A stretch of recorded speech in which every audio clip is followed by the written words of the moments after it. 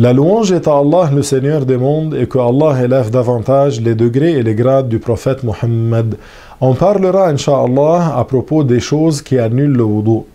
Lorsque les choses qui annulent le wudu arrivent à quelqu'un qui a fait déjà son wudu, il n'est plus valable qu'il fasse la prière, sauf s'il fait de nouveau le wudu. Les choses par lesquelles le wudu est rompu sont les suivantes. La sortie de quoi que ce soit par l'un des deux orifices inférieurs, antérieurs ou postérieurs, comme la sortie d'urine, de sel, de gaz ou autre. Toucher avec l'intérieur de la main le sexe ou l'anus d'un être humain, le sien ou celui de quelqu'un d'autre, sans rien qui empêche le contact direct.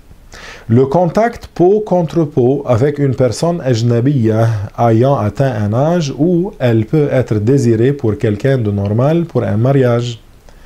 La perte de distinction par la folie, l'évanouissement ou l'ivresse. Le sommeil autrement qu'en étant assis bien calé sur son postérieur.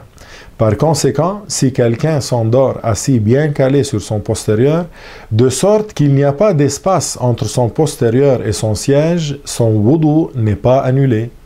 Il est interdit à celui dont le wudu a été rompu d'accomplir la prière obligatoire et la prière surrogatoire, ainsi que les tours rituels autour de la Kaaba, qu'ils soient obligatoires ou surrogatoires, et il lui est aussi interdit de porter le livre du Coran ou de le toucher, c'est-à-dire d'en toucher les pages ou la reliure qui est reliée au mushaf, à moins qu'il y ait nécessité comme s'il voit le Coran par terre.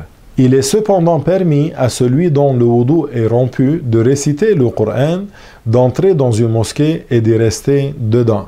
Suite à mes propos, je demande à Allah de nous accorder les bonnes intentions et la bonne compréhension. Walhamdulillahi Rabbil Alamin.